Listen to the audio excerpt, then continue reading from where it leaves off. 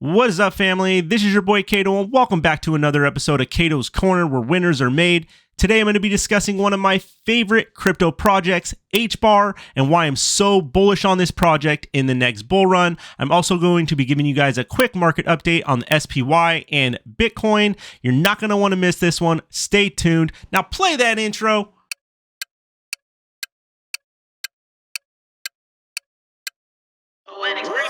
Run it. I can't take no loss. I don't even know what it costs. I hit the ground, then it go off. Yeah, hit the ground, then it go off. Yeah, I can't take no loss. I don't even know what it costs. Yeah, I hit the ground, then it go off. Yeah, hit the ground, then it go off.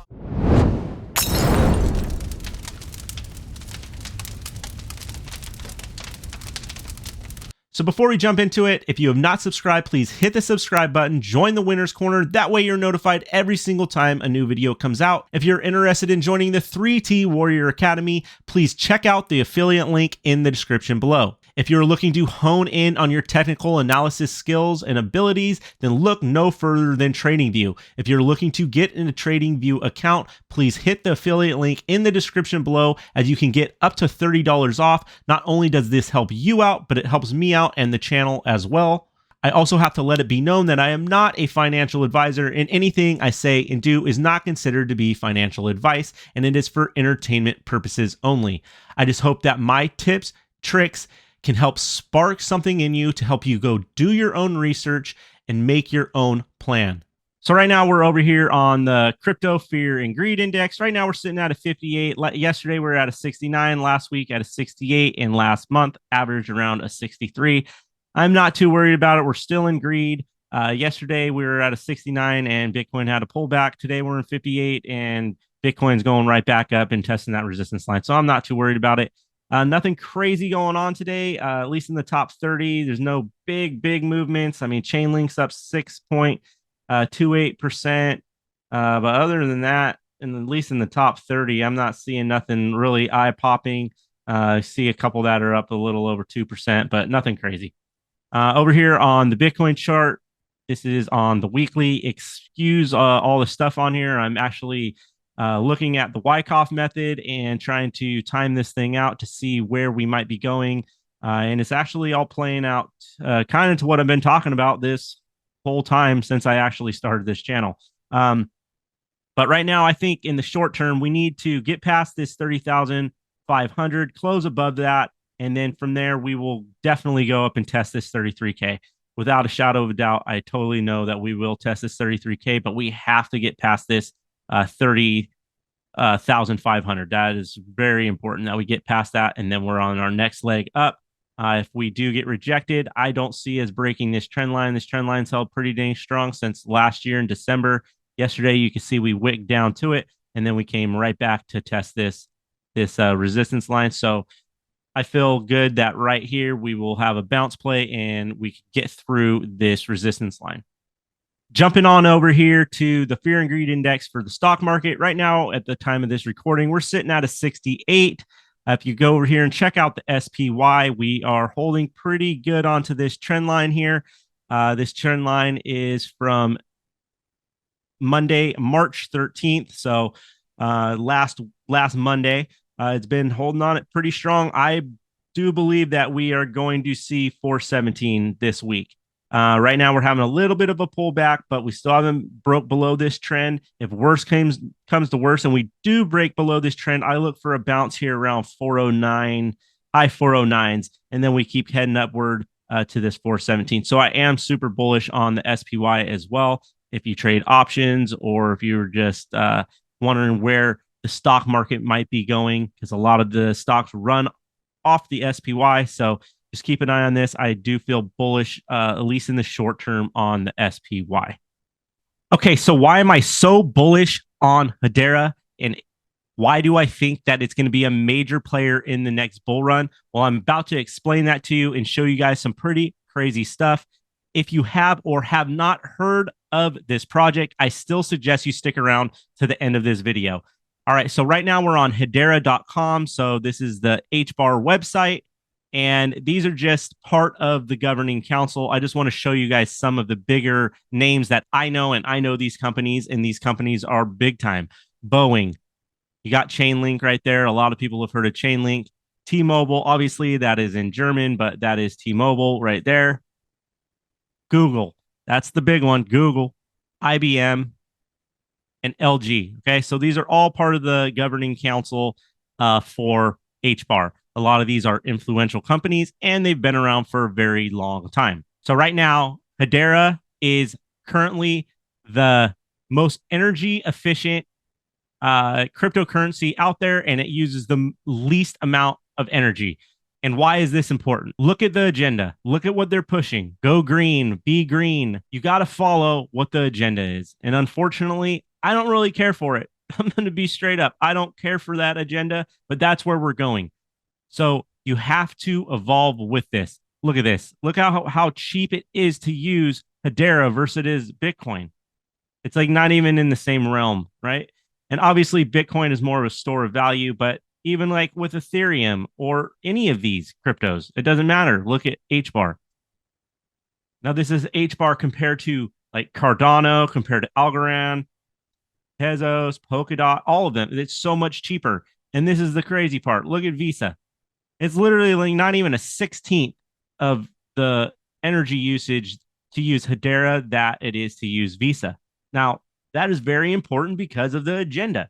Like I said before, the agenda. They're pushing that. They're pushing this, and they're wanting this to come to fruition where they can scare everybody with the GW. Everybody probably knows what I mean by that, right? Thing. And then they're going to try to bring these types of things in. And I think this is huge for HBAR being so energy efficient. Okay, so I want you guys to watch this short, quick little video. It's like a minute long. Just watch it real quick. That way you can kind of understand a little bit about what HBAR actually is and what it actually does.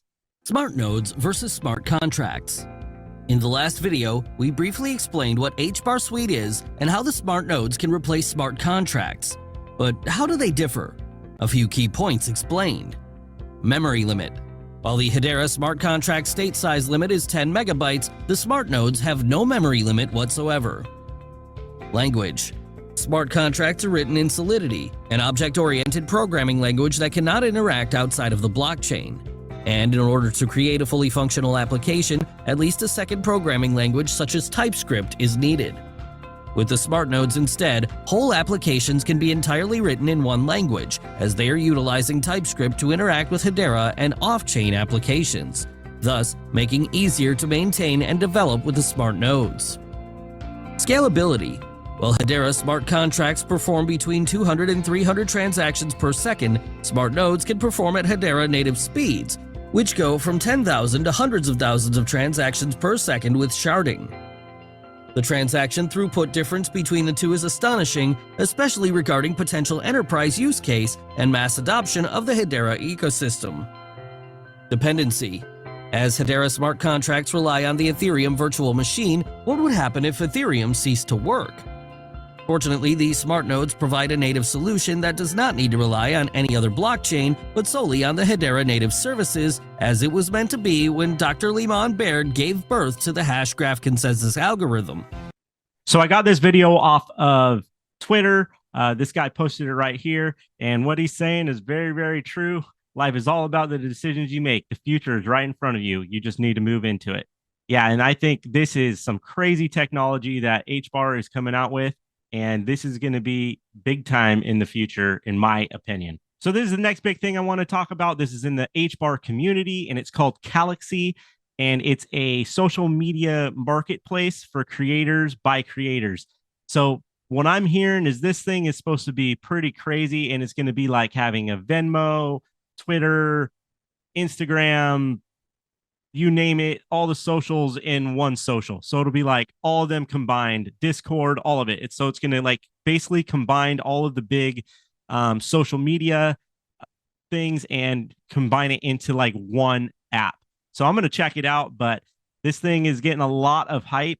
So if this thing blows up, like I think it's definitely possible it could, this is also going to be another bullish thing for HBAR. So the last thing I wanted to show you guys real quick is the HBAR chart. just where I could think it could go short term. Right now, we have broken outside of this wedge pattern here. It came to its apex. It has broken outside of it now. We're coming up to test the golden pocket once again. If it can break outside of this golden pocket on the fib that I had pulled from this high, this swing high to this swing low, then I think it could get easily to the 7-cent range. If it can break past that 7 cents, then obviously we're going to hit some resistance here at around 8-ish, little like 8.7-ish cents, and then 9 cents. If we can break outside of this high right here and close up into these levels, then obviously that'll take us to our next leg up. But for now, I'm just kind of watching this right here to see if we get rejected and if we could stay above this top trend line right here. If it stays above this, I feel confident that we could break outside of this here soon and then start testing this 7.3 cents again. Okay, so I hope you guys enjoyed that video. Hopefully it was very educational for you. Please drop a comment below. Do you guys have any HBAR, and what do you think HBAR can get to? What is your price prediction by 2025? I think that the number can be pretty high, and it just depends on how much money floods into this market. If there's trillions and trillions of dollars that actually do flood into the crypto market, then we are going to see some insane gains, especially within HBAR, I believe. But even with just normal amounts of money that are going into HBAR, like in the last bull run, the couple of trillion, 3 trillion, whatever that is, I still think we can have massive gains because I think HBAR is here to stay. If you guys have not subscribed, please hit the subscribe button. Join the Winner's Corner. That way you're notified every single time a new video comes out. Please smash that like button. And if you guys could please share this video, it would be very helpful. As always, I hope you all have a beautiful, blessed day. I will be out with another video in the next couple of days. I think it's going to be about gold and silver, so you do not want to miss that one. Stay tuned. I will talk to you guys on the next one. Peace. I can't take no loss, yeah. I don't even know what it costs, yeah. I hit the ground and it go off, yeah. Hit the ground and it go off, yeah, yeah. Run it, ooh. I really feel it's my time, think it's my year, yeah, yeah. I really feel it's my time, think it's my year.